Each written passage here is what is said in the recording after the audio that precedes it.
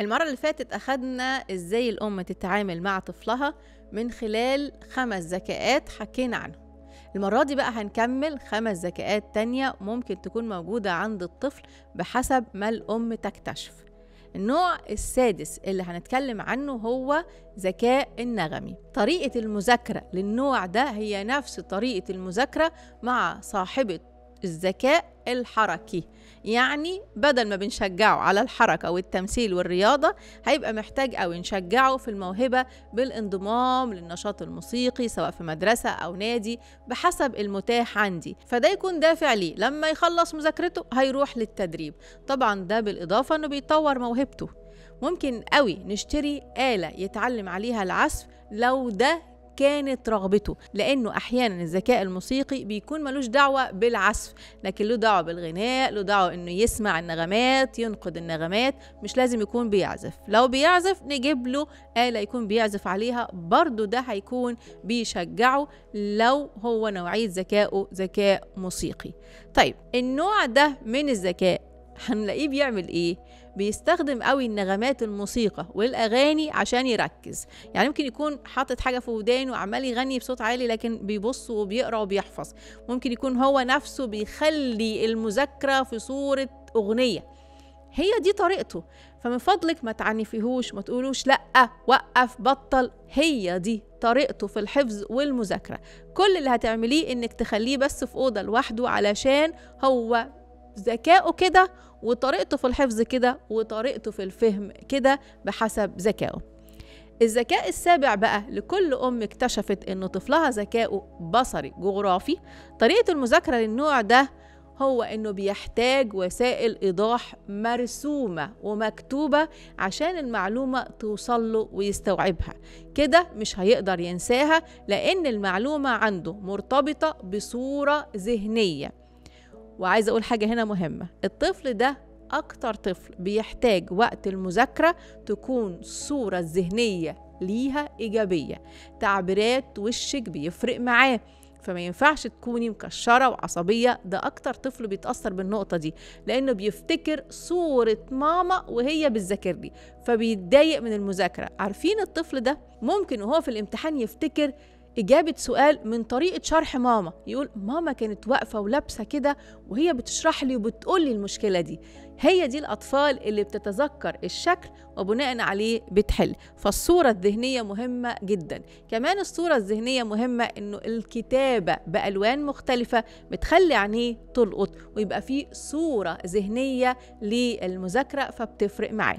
الذكاء الثامن بقى اللي هو الذكاء الطبيعي. لكل أم اكتشفت إن طفلها ذكائه طبيعي طريقة المذاكرة تبقى بقى كالتالي: شرح المادة بالطريقة اللي بيحبها، يعني الفيزياء والكيمياء نشرحها بحاجة مرتبطة بالطبيعة. لما نيجي نشرح بيت شعر نشرحه من خلال المعاني الجمالية بتاعته، بيحبها قوي الحكاية دي. ممكن قوي تجيبي حيوان أليف، قطة أو كلب يربيهم، ده مهم قوي يبقى بتاعه، ويتقال له القطة دي بتاعتك انت اللي هتهتم بيها. بينبسط قوي قوي وبيهتم بيها، ولما بتبقى قاعدة جنبه وهو بيذاكر بيبقى مستمتع جدا وبيتشجع على المذاكرة. حاجة كمان في المذاكرة ممكن تروحي بيه بره، يعني ممكن بعد ما يخلص مذاكرة تقولي له هنخرج بره نلعب في وسط الزرع، وهو يحب ده قوي. أو ممكن تاخديه يذاكر بره، يعني لو في مكان فيه خضرة وزرع خليه يقعد يذاكر، هو بيحب ده، هو مش هيشرد، بالعكس يحس بتجديد الذهن وتحفزه على الدراسة. الذكاء التاسع اللي هو وجودي. لكل أم اكتشفت إنه ذكاء طفلها وجودي. مهم قوي تكون بتشجعه على المذاكرة والبحث وما يكتفيش بالمناهج الأساسية، لأن هو بيحب كده، بيحب إنه يدور أكتر.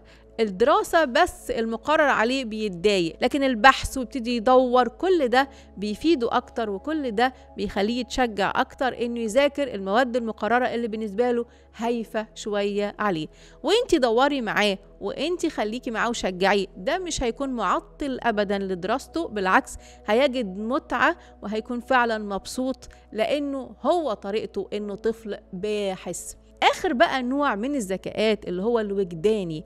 لكل أم اكتشفت إنه ذكاء طفلها وجداني، وزي ما قلت قبل كده ده يجمع بين الفردي وبين الاجتماعي. طريقة التعامل معاه تقريبا قريبة من الذكائين دول، الذاتي والاجتماعي. يعني ايه؟ يعني الذاتي انك تسيبيه يذاكر لوحده، هو فعلا مش محتاج منك انك تنظمي له وقته، هو فعليا بينظم وقته، فسيبيه ينظم الوقت. الحاجة اللي محتاجها منك التشجيع، لأنه جزء من ذكائه داخل في الاجتماعي. فكل ما يعمل حاجة شجعيه، كل ما يعمل حاجة قولي له برافو عليك، أنا مبسوطة بيك.